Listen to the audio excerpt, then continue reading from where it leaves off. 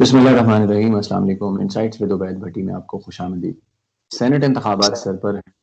2 दिन बाद सेनेट का इंतखाब होने जा रहा है और इस वक्त मार्केट में बहुत सारी थ्योरियाँ जो हैं वो गर्दिश में हैं। ख़ास तौर पे हुकूमत को डराया जा रहा है कि जनाब आपकी खैर नहीं है, यूसुफ रज़ा गिलानी जो हैं उनका इंतखाब होके रहेगा, क्योंकि एमक्यूएम जो है उसको भी दाना डाल दिया गया है। उसके बाद जमात इस्लामी जो है वो भी इस वक्त पीडीएम के हक में उनके धड़े में शामिल हो चुकी है। तो ये अजीबो-गरीब सूरत-ए-हाल काफ़ी सारे हुकूमत के जो हामी हैं, उनको परेशान कर रही है, जो खैर-ख़्वाह हैं। तो उनके लिए बड़ी अजीब-सी सिचुएशन है कि अब्दुल हफीज़ शेख का क्या मुस्तकबिल होगा, और अगर यूसुफ रज़ा गिलानी को इस्लामाबाद से वो सेनेटर मुंतखब हो जाते हैं, तो शायद उसके बाद हुकूमत के खिलाफ अदम एतमाद जो है वो भी पेश हो जाएगी, तो इमरान खान जो है उसके बाद उनको घर जाना पड़ेगा। तो इस हवाले से बात करने के लिए मेरे साथ इलेक्शन एक्सपर्ट सीनियर साथी हैं इस्लामाबाद से, फयाज़ राजा साहब मौजूद हैं। उनसे मैं ये सवाल करूँगा ताकि आप लोगों को भी अगर ज़हन में कोई किसी किस्म की कन्फ्यूजन है, जिस तरह मेरे ज़हन में थोड़ी-सी है सेनेट इंतखाबात को लेके, तो वो सारी क्लियर हो जाए। फयाज़ भाई, बहुत शुक्रिया आपके कीमती वक़्त का। सबसे पहले मैं आपसे ये सवाल करूँगा कि मुख्तसर अंदाज़ में ये बता दें कि सेनेट का जो इलेक्शन है, यानी सेनेटर मुंतखब कैसे होता है? क्योंकि उसमें कुछ थोड़ी-सी टेक्निकल चीज़ें हैं, जो कि वो first priority, second, third and fourth, ये जो थोड़ा ना कन्फ्यूजिंग है कि किस तरह से होता है, थोड़ा-सा ये बता दें। बहुत शुक्रिया बड़ी साहब, आपने वक्त दिया। बिल्कुल बड़ा जरूरी है ये आम लोगों के लिए, हमारे जो हमारे जो सुनने वाले हैं उनके लिए कि तरीकाकार जो है वो सामने आना चाहिए ताकि कन्फ्यूजन दूर हो। जनाब, होता कुछ यूं है कि पहले अगर हम बात करें इस्लामाबाद की नशिस्तों की, तो 2 नशिस्तों के ऊपर इंतखाबात होने जा रहे हैं। एक अमूमी नशिस्त है और दूसरी खवातीन की। अच्छा, यहाँ पर बड़ा आसान सा फार्मूला है। यहाँ पर जो एक सिंपल मेजोरिटी चाहिए, और वो भी जो बड़े बड़े गुरु ये दावा कर रहे हैं कि अगर यूसुफ ज़ा गिलानी जीत गए, हालांकि वो जीते नजर नहीं आ रहे, चले फर्ज कीजिए अगर वो जीत भी गए, तो उसका तरीके अदम से किसी किस्म का कोई ताल्लुक नहीं है। ये बात जरा लोग समझ लें कि तरीके अदम एतमाद एक ऐसी चीज है कि जिसके लिए अपोजिशन को अपने साथ 172 लोग प्रूव करने हैं, ओपन वोटिंग के अंदर हाउस डिवाइड करके कि ये 172 लोग खड़े हैं, ये इमरान खान के मुखालिफ हैं। इमरान खान इन साहब एनी को उस केस। वक्त, जी जी, in any case Imran Khan साहब को उस वक्त 172 लोग अपने साथ शामिल नहीं करने। जबकि इस्लामाबाद सही। से जो जो भी शख्स नशिस्त जीतेगा, उसे कतन 171 या 172 वोटों की जरूरत नहीं है। ठीक है, ये जरा समझ लें ताकि लोगों को भी पता चल जाए। ये मामला है कि जो ज्यादा वोट लेगा, यहां इससे मुराद ये है कि जब तरीके अदम एतमाद होगी तो कुछ लोग हाउस से बाहर अगर हैं, लेकिन उसके बावजूद उस हाउस में मौजूद लोगों का निस्फ नहीं चाहिए होगा, बल्कि पूरे ऐवान का निस्फ चाहिए होगा। जबकि सही।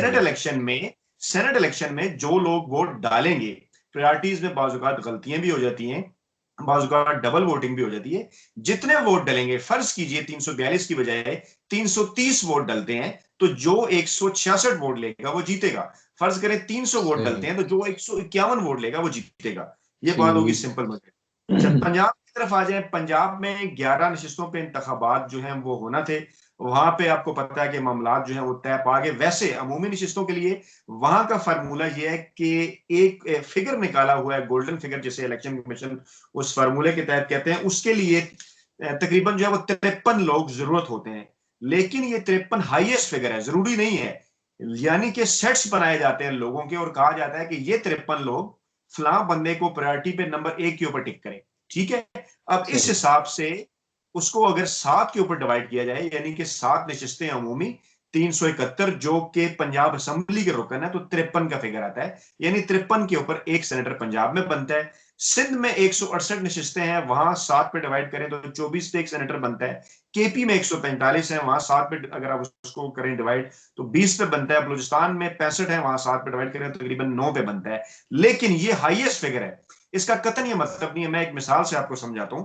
फर्ज कीजिए अगर पीटीआई के पास केपीके के अंदर 100 नशिस्तें हैं, और वहां पे जो है वो बल्कि सिंध की मिसाल से ज्यादा बेहतर जो है वो समझ आएगा। सिंध में एक जो है वो पीटीआई के पास 30 जो है वो नशिस्तें हैं, और वहां पे 24 के ऊपर एक सेनेटर जो है वो निकल रहा है। अब 24 लोग ऐसे होंगे जो कि प्रायोरिटी 1 पे एक बंदे को टिक करेंगे ताकि उसकी पोजीशन सेफ हो।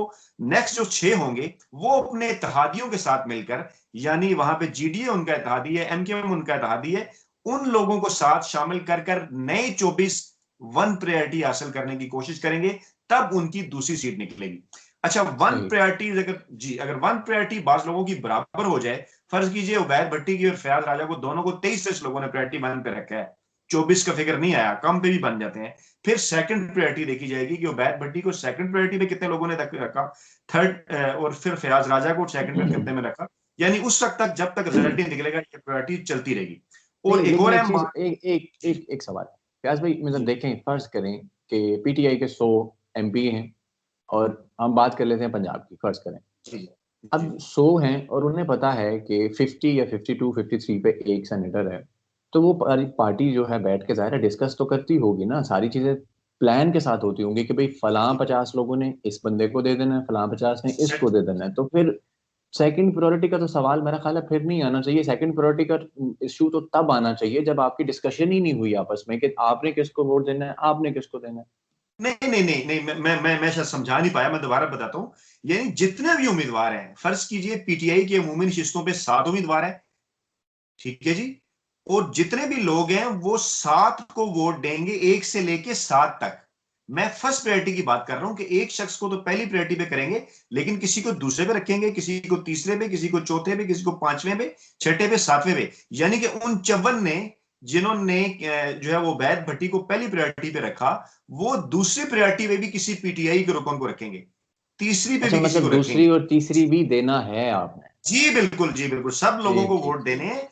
और उसके बाद काउंटिंग इसकी टेक्निकल ऐसे है कि अगर आप एक प्रायोरिटी भी मिस करते हैं, यानी मैं अगर टिक करते हुए छठे नंबर पे मैं लिखता हूं उबैद भट्टी मेरी जो प्रायोरिटी है, चौथे नंबर पे अगर मैं लिखता हूं कि उबैद भट्टी मेरी प्रायोरिटी है, पांचवा नंबर मैं मिस कर देता हूं, छठे पे मैं लिखता हूं फयाज राजा है, तो मेरी 4 प्रायोरिटीज गिनी जाएंगी, यानी आपने मिस भी नहीं करना। इट्स क्वाइट सही। टेक्निकल।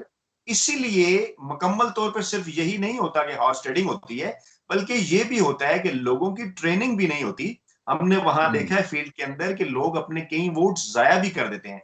अब खास सही। तौर पे एक चीज जो है, खास तौर पे जो खवातीन की नशिस्तों का फार्मूला है, जैसे सिंपल अगर एक सीट है फिर तो इट्स ओके, लेकिन दो अगर सीटें हैं, आप जैसे फर्ज कीजिए पंजाब के अंदर दो खवातीन की नशिस्तों के ऊपर इलेक्शन होने जा रहे हैं, तो हमारे यहाँ एक ट्रेंड ये था, लोगों ने ये समझा शायद जिसकी भी ज्यादा मेजोरिटी होगी वो जीत जाएगा। लोगों ने सवाल उठाए कि शायद पीटीआई ने एक सीट पंजाब में कुर्बान कर दी है, वो नून को क्यों मिली।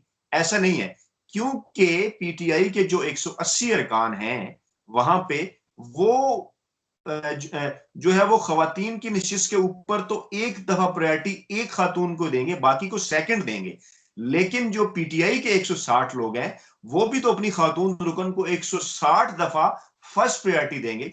तो पहली 180 वाली प्रायोरिटी पीटीआई जीत जाएगी, दूसरी 160 वाली वो जीतेगी, और कुछ लोग अगर बच जाते हैं पीटीआई के तो वो कतन नून से ज्यादा नहीं होंगे, क्योंकि पहलों ने तो फर्स्ट प्रायोरिटी 180 वाली रखी है, इसलिए वहां पे एक नून लीग की सीट बनती थी, एक पीटीआई की बनती जी। सही हो गया। अच्छा, पंजाब पे ना एक वो उस पे कॉलम में लिखा रहा क्लास्टर साहब ने, और एक ही चीज पे जोर लगा हुआ है कि जी पंजाब का डाकू, उसके साथ डील हो गई है, उसके 10 सीटें थी, उसके साथ उसका सेनेटर कैसे बन गया।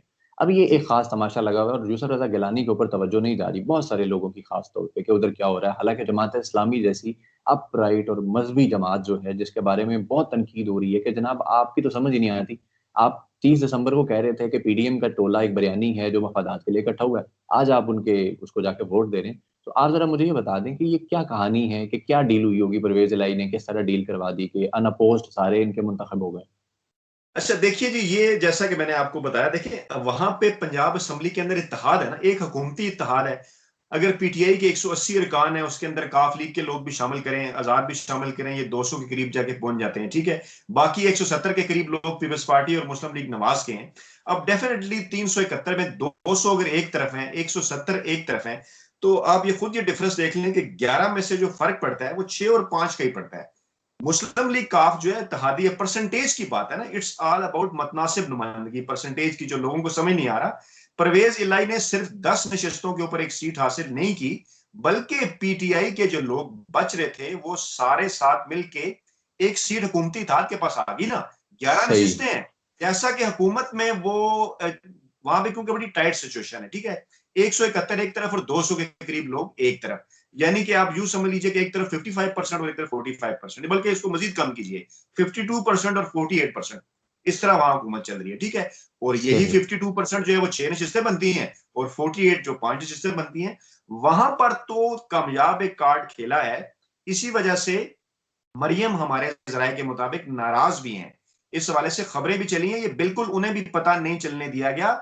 और खास तौर पे वो ग्रुप पंजाब असेंबली के अंदर, देखिए पंजाब की पॉलिटिक्स कुछ और है, मरकज की पॉलिटिक्स कुछ और है। वहां पे हमजा शहबाज अपोजिशन लीडर थे, चाहे वो अंदर थे, जो उनका ग्रुप था वो उस हवाले से काम कर रहा था, और वो परवेज इलाही ने बेसिकली मीडिएटर का रोल अदा किया है। और उससे हुआ यह है कि पाकिस्तान तहरीक इंसाफ और जो मुस्लिम लीग काफ है, उन्होंने अपनी आसानी से जो है वो 6 नशिस्तें अपनी वहां पे बचा ली हैं, क्योंकि दोनों तरफ से यह दावा था। देखिए, जहां पे पीटीआई ये दावा कर रही थी कि कुछ लोग नून लीग के हमारे साथ मिले हुए हैं, याद कीजिए कैसे जो है वो जावेद जी लतीफ ने, जी राना सफुल्ला ने पंजाब असेंबली के हवाले से बात कीजिए कि 20 लोग हमारे जी राब्ते में हैं। काशिफ जी, वासी एक जाहिर है शो में, उन्होंने प्रेस कॉन्फ्रेंस भी तो की थी ना उन्होंने, जी बिल्कुल, बहुत सारे 20 लोग। निषाद तो वो डाहा देखिए, और इस तरह के जो लोग थे। हाँ, तो इस किस्म की सारी जो चीजें अपनी जगह दम तोड़ गई। बल्कि मैं तो ये कहूंगा कि वहां पे जो है वो एक कामयाब तरीके से जो है वो परवेज इलाही ने एक गेम डाली है। जो लोग ये कह रहे हैं जी अब क्यों कर वो वोट देंगे, वो शायद चौधरियों को जानते नहीं है। कौमी चौधरियों ने आज तक उनकी पॉलिटिक्स के ऊपर सवाल उठाए जा सकते हैं, प्रो एस्टेब्लिशमेंट होने के ऊपर सवाल उठाए जा सकते हैं, लेकिन मेरा ये जो 20 वर्ष की जो मेरा सहाफती तजर्बा है, मैं मुस्लिम लीग काफ कवर भी करता रहा हूं, मैंने ये कभी नहीं देखा या कि उन्होंने कभी किसी से को वादा खिलाफी की हो। वो जिसके साथ चलते हैं सही। वो पूरे चलते हैं, और जिसके साथ नहीं चलते वो बिल्कुल नहीं चलते। और इसीलिए कामल अली आगा को नशिस्त वहां पे देख के मुस्लिम लीग काफ के जो 5 अरकान हैं कौमी असम्बली के अंदर, देखिए वो भी उन्होंने जो है वो हफीज शेख के लिए परफेक्ट कर ली है। तो ये जो सियासत है वो गिव एंड टेक होती है। डाकू चोर कौन है क्या है, इमरान खान को 2 तिहाई अक्सरियत नहीं मिली। इमरान खान किसी सदारती निजाम में काम नहीं कर रहे, ठीक है। इमरान खान ने इन्हीं लोगों के साथ मिलकर काम करना है, फिर उसमें देखना है उनके लिए लेस इवल और जो है वो मोर इवल क्या है। उसमें डेफिनेटली वो नवाज शरीफ या पीपल्स पार्टी के साथ तो इताद नहीं कर सकते थे। उन्होंने एमकेएम के मुतालिक भी बहुत कुछ कहा, काफ लीग के मुतालिक भी बहुत कुछ सही। कहा, लेकिन बहरहाल हुकूमत तो बनानी है आपने। अच्छा नहीं, मुझे मेरा तो बल्कि समझता हूँ अच्छा हुआ कि यहाँ पे पैसा नहीं चला, अनअपोज हो गए। लेकिन इस चीज को बुराई बना दिया गया कि लो जी अनअपोज जो है वो इसलिए नहीं हुए क्योंकि डील हो गई थी, इसी नून लीग को गाली दी जाती है, इसी पीपल्स पार्टी को दी जाती है, मरियम और डील, वो पूरा कालम लिख मारा। आज ट्विटर पे बड़ा तमाशा लगा हुआ था और बड़ी लंबी चौड़ी कहानी बनी हुई थी इस पे, आपको देखा होगा कुछ ग्राफिक्स भी इसमें ना वायरल हुए हुए थे, रऊफ क्लास्टा साहब के खास तौर पे। खैर चले, वो तो कहानी हो गई सारी। लेकिन मैं ये पूछना चाह रहा हूँ कि जिस तनाजुर में वो ये कह रहे हैं कि अन अपोज होना डील है, जबकि मैं जाती तौर पे मतलब एक अदना सा एक सहाफी आप कह लें, वर्किंग बंदा हूँ, तो मुझे तो ये समझ आता है कि पैसा नहीं चला, ये बहुत अच्छी बात है। तो ये सीनियर सहाफी की नज़र में ये अन अपोज सिलेक्शन जो हुई है, जो उनके बनते थे उनके हो गए, जो इनके बनते थे इनके हो गए, और एक परवेज इलाही, चले उनकी जो भी डील हुई है हुकूमत के साथ, आखिर इत्तेहादी हैं जाहिर है, और उनके वफाक में भी इत्तेहादी, वहां पे भी उनके कुछ लोग हैं, तो इस चीज को बुरा क्यों कहा जा रहा है, मैं ये समझ नहीं पाया। जी देखिए, एक बात तो फिर मैं रिपीट करूंगा, पहले ये समझ लें कि 10 सीटें और इत्तेहादी नहीं, देखिए उनके पास 200 नशिस्तें हैं, 200 नशिस्तों पे 6 सीटें आती हैं, उन्होंने 6 ले ली हैं। क्योंकि अगर वो, आप थोड़ी देर के लिए सोचिए ना कि काफ लीग के वो 10 लोग पीटीआई के साथ ना मिलते, ठीक है, हम्म। वहां पे जो पंजाब असेंबली के अंदर है, तो क्या छठी सीट पीटीआई अकेले निकाल सकती? नहीं निकाल सकती। छठी सीट का तो फिर भी रोला था ना, वहां पैसा चलना था, जो भी होना था, या नून लीग पीपल्स पार्टी के लोग, नून लीग पीटीआई के लोग तोड़ती, या पीटीआई नून लीग के तोड़ती। तो इस तनाजर में इसको देखा जाए। और दूसरा जो मैं बात नहीं करना चाह रहा था, आप वापस उसी तरफ ले आए। देखिए, सोशल मीडिया या प्रिंट मीडिया या इलेक्ट्रॉनिक मीडिया, मेरा 20 साल का तजर्बा है। आपने देखे ना, एक शख्स अगर यहाँ खड़ा है तो दूसरा उससे रजिस्टर होगा, कि दूसरा अगर सामने जाके खड़ा हो, वो उसके साथ जाके खड़ा हो जाएगा तो वो रजिस्टर नहीं होगा। तो ये हमारे ये सीनियर साफी हजरात हैं, ये अपनी प्राइवेट महफिलों में ये कहते रहते हैं कि आपने जो है ना वो जो है ना वो कंफ्लिक्ट क्रिएट करना है, जैसा फिल्म या ड्रामा के अंदर कंफ्लिक्ट होता है ना, तभी लोग सही। उसको देखते हैं। तो ये हमारे मीडिया में भी कंफ्लिक्ट क्रिएट करना है कि ये काम, देखिए आपने पोजीशन लेनी है, जो भी पोजीशन लेगा ना, गलत या सही, वो डिस्कस होगा, वो वायरल होगा, वो चलेगा। तो इसलिए ये सही। सारी जी। अच्छा, ये इन टाइम आके एमक्यूएम का हुकूमत के साथ उसमें जोराना में शिरकत ना करना और जमात इस्लामी का यूसुफ रजा गिलानी के साथ खड़े हो जाना, इसको आप किस नजर से देख रहे देखिए, मेरा ख्याल है पट्टी साहब आज जिन कट ही दी है, जरा यूसुफ सा गिलानी वाला जिन है ना, जरा जोर यार दोस्त कह रहे हैं। मेरी जान देखिए, 157 बंदा अकेला पीटीआई के पास है, ठीक है। थोड़ी देर के लिए जीडीए एमकेएम जो है बाप शाप ये सबको भूल जाए, ठीक है। और पूरी पीडीएम, जमात इस्लामी के अलावा एक वोट चले उनका भी शामिल कर लें, पूरी पीडीएम के पास 157 नशिस्तें हैं, और अकेले पीटीआई के पास 157 नशिस्तें हैं। एक झटकी सी क्वेश्चन है, गोंग के पॉलिटिक्स की बात है।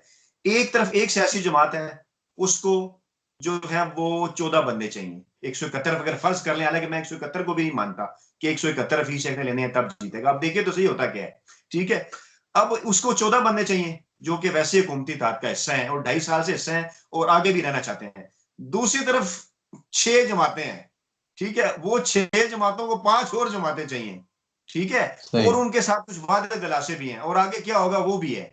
आप खुद जरा एक बात सोचें, गली मोहल्ले की पॉलिटिक्स है, फैमिली की पॉलिटिक्स है या गांव की पॉलिटिक्स है, आपको अकेले बंदे के साथ डील करने में आसानी होगी कि 6 बंदों के साथ डील करने में आसानी होगी जिनके आपस में भी इख्तलाफात है, ठीक है। अब एक जमात इस्लामी को सीट लेके चले जी 158 होगी, आगे बढ़े, ठीक है। अब अगर उनको 13 नशिस्तें मजीद चाहिए, उसके बाद आप देखें कि आपकी अवामी मुस्लिम लीग, क्या शेख साहब उन्हें वोट देंगे? नहीं। जमहूरी वतन पार्टी सोचे भी ना, सिर्फ ये जो लोग बात करते हैं ना कि शायद किसी वजह से, सोचे भी ना, जमहूरी वतन पार्टी भी नहीं वोट देगी। बाप नहीं, बाप को तो वो कहते हैं सबका बाप है, क्यों देगा? जीडीए पीपल्स पार्टी की दुश्मन है वहां पे सिंध के अंदर, उनके साथ उन्होंने बातें की। चलो ये तुसी जड़े ना, अच्छा पीएमएलक्यू के साथ बात होगी, ठीक है, एमकेएम के साथ वोट, एमकेएम के सातों वोट उन्हें दे दें, चले फिर सही 165 अगर सारे वोट डलते हैं। मामला इतना आसान नहीं है। मैं ये मानने के लिए तैयार हूं कि नेक टू नेक रहेंगे, 4-5 नशिस्तें ही फैसला करेंगी, लेकिन इतना आसान नहीं है कि आप बैठे जी कि यूसुफ गिलानी जीत गया और हफीज शेख जो है वो हार गए और ये जोहराना वगैरह में शिरकत ना करना, ये सारा देखें रेट बढ़ाने का हर किसी को हक है, हर किसी को हक है। वहां पे पोजीशन समझे इस वक्त क्या है। पोजीशन ये है वहां के सिंध के अंदर पीपल्स पार्टी ने 7 लोग जनरल नशिस्तों पे क्यों खड़े किए हैं। सबको नजर आ रहा है वो 5 नशिस्तें जीत सकते हैं। देखिए ना, वो शायद बड़े बड़े कालब निगारों के लिए तो खबर होगी, मेरे और आप जैसे मजदूरों के लिए नहीं है कि वो 2 लोग बिठा रहे हैं। यार जो वो 2 लोग बिठाएंगे वो बिठाएंगे। एमकेएम वाले क्या बेवकूफ हैं जो ऊपर के 2 लोग अगर वो पीपल्स पार्टी बिठा देगी उसका एमकेएम को कोई फायदा नहीं होगा।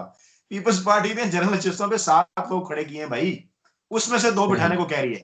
उसने जितनी ही 5 ने पटी साहब, ठीक है, वहां पे उसका बंदा ही 5 के लिए है, तो ऊपर वाले चाहे वो 2 जो है वो उठा के एमकेएम को दे दे। एमकेएम वाले भी बेवकूफ नहीं है आज, इसलिए उनका फैसला नहीं हो सका, लेकिन वो जुर्माने में शिरकत ना करके उन्होंने रेट बढ़ाया है। वो रेट क्या है? वो रेट ये है कि वो ये चाह रहे हैं कि खवातीन की नशिस्त भी उनकी वहां से पक्की हो, उसके ऊपर वहां पे लड़ाई थी, जीडीए भी चाह रही थी ये। अब देखिए वहां पे इत्तेहाद है ना, जीडीए, एमकेएम और पीटीआई का, वहां पे ये तीनों एक तरफ है। टीएलपी भी जो अंदर की बात है वो उनके साथ नहीं है, वो भी हुकूमत के साथ नहीं है, ठीक है। और जो है वो ये बातें चल रही हैं कि अगर ये सारे मिल जाएं तो यहाँ पे ये भी कुछ सरप्राइज दे सकते हैं वहां। लेकिन इशू ये है कि उस एक वहां पे जो 165 का ऐवान है, माफ कीजिएगा 168 का ऐवान है, वहां पे तकरीबन 68 बंदा बन जाता है अपोजिशन के पास, ठीक है। और 24 के हिसाब से आप देखें वो तीसरी नशिस्त पे भी जा सकते हैं, 2 तो आ रही है ना, तीसरी पे भी जा सकते हैं। तो इसलिए पीपल्स पार्टी वहां पे भी गेम कर रही है। अब आ जाए जो है वो केपी की तरफ। अब केपी में देखें जमात इस्लामी को एक खातून की नशिस्त का लालच है, उनकी हालत जो है वो बड़ी पतरी है क्योंकि उनके पास 2 नशिस्तें हैं और एक चली जाएगी उनके पास, एक रह जाएगी। अच्छा, एक शुगल की बात आपसे शेयर करूंगा। इस वक्त सोशल मीडिया पे गर्दिश जो कर रही है ना एक खास लाइन, वो ये है कि paper Jamaat Islami king maker बन गई। अच्छा अच्छा, कि एक सीट से 157 कौमी असेंबली में उनकी सीटें हो जाएंगी। एक सीट के लिए देखिए वहां उन्होंने तय ये किया है, उन्होंने ये कहा जी कि जो है वो जो जमीयत उलमा इस्लाम है और जो मुस्लिम लीग नून है और जो एएनपी है, इनको हम लड़ाते हैं जनरल नशिस्तों पे मिला के, ठीक है। और जो खातून की नशिस्त है वो जमात इस्लामी को देते हैं और जो टेक्नोक्रेट की है वो पीपल्स पार्टी को देते हैं। अब ये सारे वहां पे इकट्ठे होके भी 45 लोग बनते हैं, 45 लोग ये बनते हैं और 2 नशिस्तें इनकी बनती हैं 20 के हिसाब से। लेकिन अब ये तीसरी के चक्कर में है, ठीक है, और बाकी जो है वो पीटीआई की तरफ जाती हुई नजर आ रही है, लेकिन ये तीसरी के चक्कर में है, इसलिए डेफिनेटली वो कर रहे हैं। तो इसमें काफी चीजें हैं, इसमें ना सिर्फ वोटिंग है, उससे पहले इत्तेहाद है, फिर आगे काउंटिंग भी है, वोट डालने का तरीका है, इसके अंदर बड़ी रिजेक्टेड वोट भी ज़ाहिर मैटर करेंगे उसमें बड़े। मैटर करेंगे। देखे ना, आप किसी से गलत टिक कर दें, ज्यादा को टिक कर दें, तो हर किसी की इतनी ट्रेनिंग नहीं है जी। सही, बहुत शुक्रिया फयाज भाई, आपने ये थोड़ी जो कंफ्यूजन थी मेरी वो भी दूर की और यकीनन बहुत सारे सुनने वालों की भी दूर होगी। और 3 मार्च का जो दंगल है बड़ी बेताबी से सबको इंतजार है कि देखते हैं उस दिन क्या होता है, कि जरदारी सब पे भारी होते हैं या उसके अलावा जिस तरह पंजाब में अचानक से एक चमत्कार हुआ जिसमें बहुत सारे हमारे बड़े बड़े साफियों को बुरा लगा है, तो इस तरह की कोई सिचुएशन जो है वो मार्केट में आती है। नाज़रीन, अब तक के लेते हैं, अपना बहुत सारा ख्याल रखिएगा। अल्लाह हाफ़िज़।